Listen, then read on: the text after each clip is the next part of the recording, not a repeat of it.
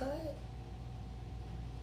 As soon as she stepped off the plane, bro. For real? Shut up. It's like when stuff like this happen, bro, it really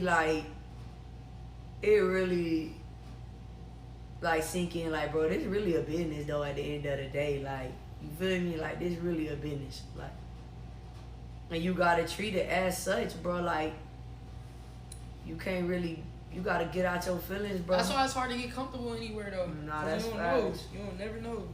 You literally, and you always gotta stay on your P's and Q's, cause at the end of the day, like, you got a job just like somebody else got a job, just like somebody else got a job.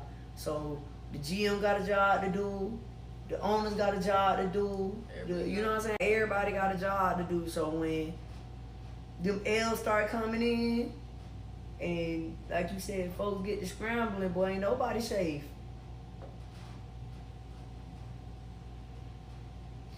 That ain't serious, boy. What a day it has been, guys. Oh my God. I just finally reached back to the hotel. Me and my mom, we spent the whole day with my brother.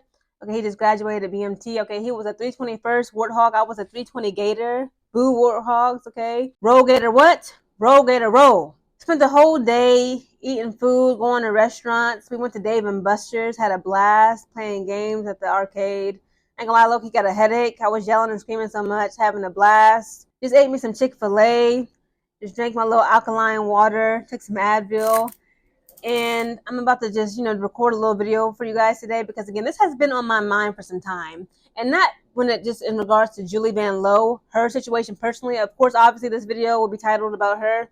But there's a overwhelming sense of just no security for these WNBA players, and I don't like it. Okay, as women, specifically as women, guys, we're very security-based, or not just, I want to say like security-driven creatures, but like, women, we value security. And it's not fair for this league to just continue to just handle its players in the way that they do. And it's just so sad. We see this time and time again. Again, guys, this past May, it was just reported that Diamond DeShields was just abruptly dropped from the Connecticut Sun. She said that she had, again, the WNBA is just so cheap, okay? I don't want to, bash the WNBA or, expose them. But it's time we have some real conversations about how they treat the players, okay? Even Kelsey Plum has called them out. Everyone has called them out as players.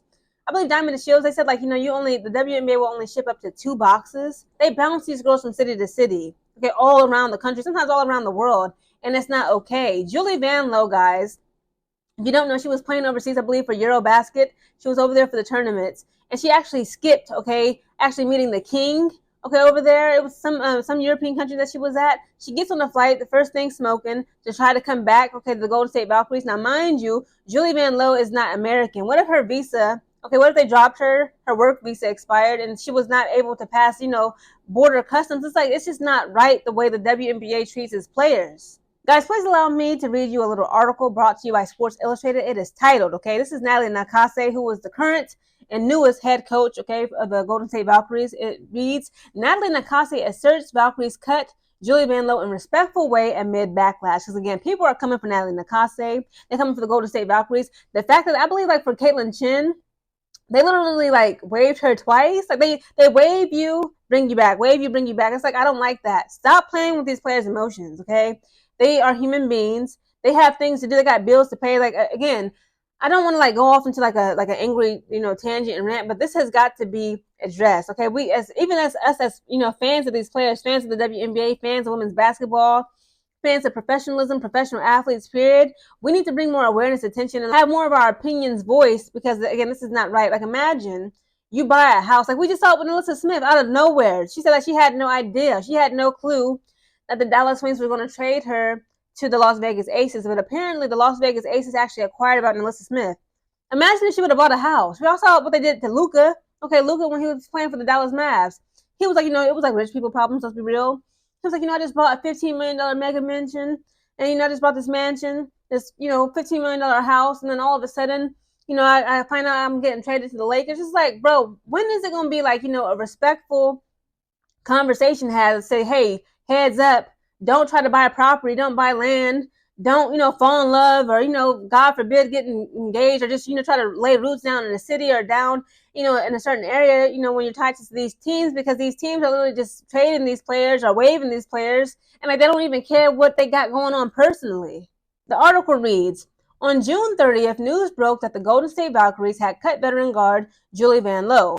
While this is an unavoidable aspect of professional sports, the fact that Golden State announced this decision while Vanloo was on a plane back to the Bay Area from Europe, where she was representing her country of Belgium, because she's from Belgium, in the 2025 Eurobasket tournament, rubbed many people the wrong way. Yes, it did. It also clearly upset Vanloo, as she made an Instagram post on July 2nd that read, after traveling 18 hours back to the Bay. Guys, I'm already jet lagged, okay? From here to get from Columbus, Ohio to San Antonio, it was like 2 flights. I had to fly from Columbus to Dallas, and like from Dallas, it's like a 40-minute plane ride to San Antonio. I know my sleep schedule and pattern is going to be messed up when I get home tomorrow night. I got homework I got to do. It's like, imagine traveling 18 hours overseas. You cross the Atlantic Ocean, and finding out like you're out of a job. It's so disrespectful. Again, I'm not trying to like drag Natalie Nakase, the head coach, but she knows there's no way you can pretty this up. There's no justification for treating Julie Vanloo and other players like this, period. So she said, after traveling 18 hours back to the Bay, I missed the fan ceremony and the chance to share that special medal moment with my family and friends. I got back to San Francisco as soon as I could. I left the party in the middle of the night after the game. That's how committed and dedicated she is to the Golden State Valkyries. You don't do a player like this, okay? When it comes to loyalty and respect, it has to be mutual. To hear 1 hour upon arrival, we have to waive you, honestly, that stung.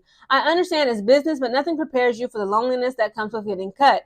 It feels like the whole world suddenly crashes on your shoulders, the post added.